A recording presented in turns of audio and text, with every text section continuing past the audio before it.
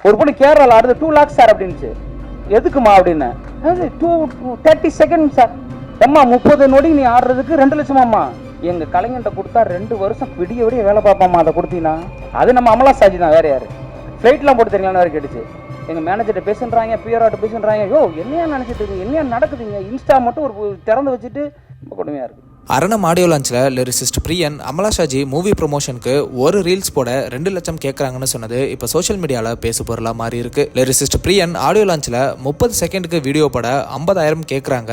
கேரளாவில் ஒரு பொண்ணு 2 லட்சம் கேட்டுச்சு அப்படின்னு சொன்னார். அப்போ டைரக்டர் மோகன்ஜி யாருன்னு ஓப்பனாக சொல்லுங்கன்னு சொன்னதும் அவரும் அமலா ஷாஜி தான், அந்த பொண்ணு ஃப்ளைட்லாம் புக் பண்ணுவீங்களான்னு வேற கேட்டுச்சு அப்படின்னு ரொம்ப ஆதங்கப்பட்டு பேசியிருந்தாரு. சிலர் இவ்வளோ காசு கேட்குறீங்களேன்னு சொல்லி அமலா ஷாஜிக்கு எதிராகவும், சிலர் அவங்க ஃபேமஸாக இருக்கிறதுனால தானே அவங்கள ப்ரொமோஷனுக்கு கேட்டிங்கன்னு அமலா ஷாஜிக்கு ஆதரவாகவும் பேசிட்டு வராங்க. இந்த நிலையில அமலா ஷாஜி லிரிசிஸ்ட் பிரியனோட ஸ்பீச்சுக்கு பதில் கொடுக்கிற விதமா இப்ப ரியாக்ட் பண்ணிருக்காங்க. அமலா ஷாஜி கிட்ட அவங்க ஃபேன் ஒருத்தங்க எப்படி நீங்க உங்களை ஹேட் பண்றவங்களை டீல் பண்ணுவீங்கன்னு கேட்டிருக்காங்க. அதுக்கு அமலா ஷாஜி என்ன சொல்லியிருக்காங்கன்னா, அந்த நபர் உங்களுக்கு ரொம்ப முக்கியமானவரா அப்படின்னா நீங்க அவங்க கிட்ட போய் பேசுங்க, என்ன பிரச்சனைன்னு கேளுங்க, எப்படி அந்த பிரச்சனையை சரி பண்ணலாம்னு கேளுங்க. அப்படியே அவங்க முக்கியமானவங்க இல்லையா கண்டுக்காதீங்க, முக்கியம் இல்லாதவங்களை உங்க வாழ்க்கையில குழப்பத்தை ஏற்படுத்த விடாதீங்க. என்னங்க எதுக்கு இந்த ஹேட்லாம்? எவ்வளவு நாள்? 5 வருஷமோ இல்ல 10 வருஷமோ? இந்த உலகத்துல இருக்க போறதே கொஞ்ச நாள் தான். பேசாம பிடிச்சதை பண்ணி ஜாலியா இருக்க ட்ரை பண்ணுங்க அப்படின்னு ஒருத்தங்க உங்களை ஹேட் பண்ணா என்ன பண்ணணும்னு சொல்லி ஒரு குட்டி அட்வைஸையும் கொடுத்திருக்காங்க. அமலா ஷாஜியோட இந்த ரிப்ளை லிரிசிஸ்ட் பிரியனுக்கு மறைமுகமா பதில் அளிக்கிற மாதிரி இருக்குன்னு நெட்டிசன்ஸ் கருத்து தெரிவிச்சிட்டு வராங்க. இதை பத்தி நீங்க என்ன நினைக்கிறீங்க அப்படிங்கறத கமெண்ட்ல சொல்லுங்க. அண்ட் அந்த மாதிரி அப்டேட்ஸ்க்கு ட்ரெண்டாக் சேனலை சப்ஸ்கிரைப் பண்ணுங்க. அரணம் ஒரு ஒரு பெரும் தருணம் தான் அது. அதாவது ஒரு சொல்லியிருந்தாங்க பெரும் புள்ளிகள் எல்லாம் வரலன்னு. பரவாயில்ல, சிறு சிறு புள்ளிகள் சேர்ந்து தானே ஒரு நாள் பெரும் புள்ளி ஆகும். வைக்கலாம். அதனால் ரொம்ப நல்ல பெரிய அனுபவம். ஆனால் இது நல்லா இருக்குது எனக்கு இந்த அனுபவம். அதனால் அவர் சொன்ன மாதிரி ஆன்டி டிப்ரெஷன், இன்சோமினியால இது எல்லாமே வந்துருச்சு எனக்கு. அது பரவாயில்ல. ஆனால் 20 வருடம் சினிமாவில் இருந்தவனே நீங்கள் இந்த அடி அடிக்கிறீங்கன்னா புதுசாக வரோட என்ன அடிடாடி அடிப்பீங்கன்னு தோணுச்சு எனக்கு. ஆனால் ஒரே ஒரு திமிரு, அது தமிழ்னால இருறா நான் நின்று பார்க்குறேன்டா நிற்கிறாங்க, வேற ஒன்றும் இல்லை. வேற ஆளாக தான் நிற்பாங்களேன்னு தெரியல நான் இருக்கிற இடத்துல. அப்பேற்பட்ட ஒரு விளையாட்டு விளாட்றாங்க சீரியஸாக. என்ன மாதிரியான அரசியலாக இருக்குது? ஒரு கலைக்குள்ளேயே கலை கொள்கிறவர்கள் இருக்கிறது அது சினிமாவாக தான் இருக்கும் போல இருக்குது. வெளியில் இருப்பானான்னு தெரியல. வெளியேருந்து ஒரு எதிரி வருவான், வெளியேருந்து ஒரு விஷயம் வரும், எங்கேயாவது ஒரு 2 துரோகி இருப்பான், இடுப்பில் குத்துவான். மொத்த பயிலும் சுற்றி இருக்கிறவங்களுக்கும் சினிமாவை அழிப்பதற்கான நாட்களாகவே இருக்கிறாங்கன்றத உண்மையிலுமே கண்மாடி பார்க்க நேர்ந்தது. இன்னொரு பாடலாசினா வருவோம், 25 பேர் இருப்பாங்க, அதில் 2 நிமிஷம் நம்ம பேசிட்டு இறங்கி போயிடுவோம். இதுதான் நமக்கான மேடை. அந்த ஒரு 2 வருஷம் வேற ஒரு பார்வை. வருத்தம் என்னன்னா, இப்படி பிரச்சனையவே ஒருத்தன் வாழ முடியுமா சினிமாவில்? வெளியேருந்து பிரச்சனை வந்தால் சமாளிக்கலாம். இப்போ சேகுவேராவுக்கும் பெடல் காஸ்டோவுக்கும் அமெரிக்க ஏகாதிபத்தியத்துலேருந்து தான் பிரச்சனை வந்தது. சேகுவேராவும் பெடல் காஸ்டோவே பிரச்சனை இருந்தால் என்ன பண்ணுறது? இங்கே அப்படி தான் இருக்குது இல்லையா? அமெரிக்க ஏகாதிபத்தியம் இருந்துச்சு, தைரியமாக எதிர்த்தாங்க. அதுக்கு ஒரு காரணம் இருந்து வெளியேருந்து ஒருத்தன் உள்ள வந்தான். உள்ள திரும்பினாலே பாடலாசிரியர் தானே நீங்கள் நடிக்கிறீங்களா? அங்கே ஆரம்பிக்கிறது வன்மம். நீங்கள் ஏன் டைரக்டர் ஆறீங்க? நான் என்ன வேணும் எனக்கு தோணுகிறது, எனக்கு ஒரு விஷயம் இருக்குது, என் சுதந்திரத்தை பறிப்பதற்கு உனக்கு என்னடா பிரச்சனைன்ற அளவுக்கு நீ பண்ணக்கூடாது. சீரியஸா என்ன பண்ணக்கூடாது? அப்போ எனக்கு 2 மடங்கு கோருது. தமிழ் படித்ததுக்கப்புறம் அந்த தன்மானமும் சுயமும் பாரதியை படித்தது இல்லைன்னா அப்புறம் என்ன அர்த்தம் இருக்குது? அப்போ தான் 2 மடங்கு கோவம் நான் பார்த்துக்கிறேன். அந்த உச்சம், அந்த கோபத்தில் தான், இந்த கோபம் தான் ஆரணும் என்ன கேட்டிங்கன்னா. இந்த சினிமா மீது உள்ள கோபம்னே நான் சொல்கிறேன். இந்த இடத்துல அவ்வளவு சிக்கல்கள் அதை எடுத்து செல்வதற்கு இருந்தது. ஒரு பொறுப்பு, ஒரு திரைக்கலைஞன் வந்து எல்லா மேடையிலும் ஏன் கலைஞர்கள் அழுகிறார்கள்னு நம்ம யோசிச்சு பார்க்க வேண்டியிருக்குங்க. ரொம்ப கஷ்டமாக இருக்குது. எல்லா மேடையிலும் யார் வந்தாலும் முதல்ல யார் அழுறா பாருங்களேன். நடிகர்கள் அழுறதில்லை.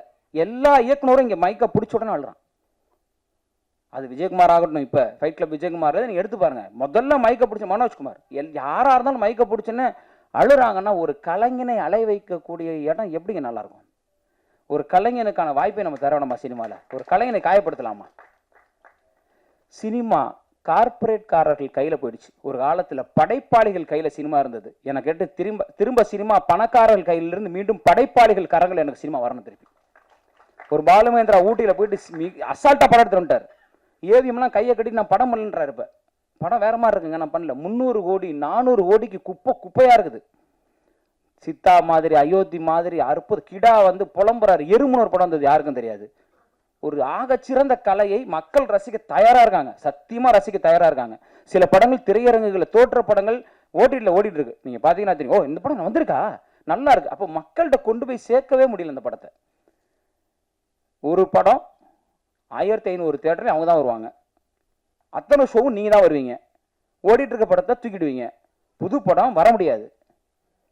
அரணம் தோற்றாலும் அதை எதிர்கொள்ள தயாராக நான் நினைக்கிறேங்க. ஒரு படம் எடுத்தா ட்ரக்ஸு அட்டி தட்டி வெட்டி இதையே நீங்கள் படமாக காமிச்சிங்கன்னா மக்களுக்கு என்ன சொல்கிறீங்க, மக்களுக்கு என்ன கருத்தை நீங்கள் கொடுக்குறீங்க? என் படத்துல வெட்டு இருக்குங்க, எதுக்கு வெட்டுறான்? என் படத்துல பிரச்சனை இருக்குங்க, எதுக்கு பண்ணுறான்? சமூக அறம் வேணாமா ஒரு கலைஞனுக்கு? சினிமா சாதாரண கலை இல்லை, அது அற்புதமான ஒரு இடம். அதில் 1000 விஷயங்களை சொல்கிற இடத்துல வந்துட்டு அவ்வளோ ஒரு அட்டகாசமான ஒரு விஷயமா, காசு மட்டும் இருந்தால் போதும் என்ன வேணால் பண்ணிடலான்னு படம் பண்ணுறாங்க. ஏன்னா எங்கே போனாலும் ரொம்ப காசு கேட்குறாங்க, எதை தொட்டாலும் காசு கேட்குறான் பெருசு பெருசாக. அந்த அளவுக்கு திருமணாலும் காசு கேட்குறான், பயமாக இருக்குது. ஒரு இன்ஸ்டாவில் 2 நிமிஷம் ஆடுற பொண்ணு 50,000 கேட்குது. ஓ ஹீரோயினுக்கே சம்பளம் கொடுக்க மாட்டான், ஏன் நீங்கள் என்ன யார் 2 நிமிஷம் ஆடுறதுக்கு 50,000 கேட்குறீங்க? ஒரு பொண்ணு கேரளாவில் ஆடுது 2 lakhs சார் அப்படின்னுச்சு. எதுக்குமா அப்படின்னு, 30 seconds சார். அம்மா 30 நொடி நீ ஆடுறதுக்கு 2 லட்சமாம்மா.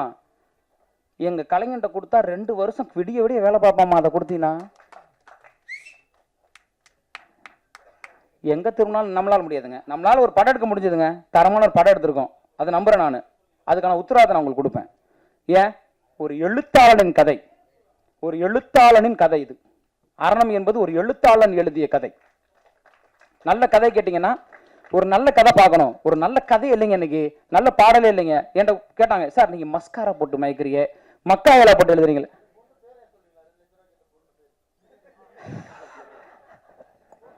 அது நம்ம அமலா சாஜி தான், வேற யாரு? ஃப்ளைட்லாம் போட்டு தெரியுங்களான்னு வேற கேட்டுச்சு. ஏமா நானே ஃப்ளைட்டில் போகலாமா, எங்கம்மா ஃப்ளைட்டில் போட்டு கூட்டு போனோன்னு தலை சுற்றிருச்சு எனக்கு. இல்லை ஃபஸ்ட்டு காதில் உள்ள சரியா எங்கள் மேனேஜர்கிட்ட பேசுன்றாங்க, பிஆர்ஆர்ட்ட பேசுன்றாங்க. யோ என்னையா நினச்சிட்டு இருக்கீங்க, என்னையா நடக்குதுங்க? இன்ஸ்டா மட்டும் ஒரு திறந்து வச்சுட்டு ஃபிலிம் நியூஸ் ஆனதன் மாதிரி எப்பேற்பட்ட பத்திரிகையாளர்கள் இருந்த துறைங்க அது, எப்பேற்பட்ட மூத்த பத்திரிகையாளருங்க அவர். என்ன நான்லாம் அவர் இருக்கும்போது இருந்தேன்றது எனக்கு பெரிய மகிழ்ச்சி. என்னெல்லாம் அவர் வந்து எழுதினார், தம்பி சொல்லுப்பா உன் முகவரி சொல்லுப்பான்னு. அப்பேற்பட்ட எழுத்தாளர்கள் இன்னுமே சாலைகளில் பயணிச்சுட்டு இருக்கிறாங்க. நீங்கள் எங்கேயாவது இருந்துக்கிட்டு 10 லட்சம் கூட 20 லட்சம் கூட எங்கே திரும்பினாலும் எதை தொட்டாலும் காசு. ஒரு கலையை மக்களிடம் கொண்டு சேர்ப்பதற்கு இவ்வளோ போராட்டமாக இருக்குது. என் பத்திரிகையாளர்கள் எவ்வளோ சப்போர்ட் பண்ணுறாங்க. நீங்கள் யாருன்னே தெரியல உட்காந்துட்டு நாங்கள் அவங்களுக்கு கொடுப்போம் அப்படின்னு நினச்சா அவங்களுக்குலாம் ஆளாளுக்கு ஒரு வீடு வாங்கி கொடுத்துலாம் போல இருக்கு. உங்களுக்குலாம் எங்க வாங்கன்னு சீரியஸாங்க, ரொம்ப கொடுமையாக இருக்குது.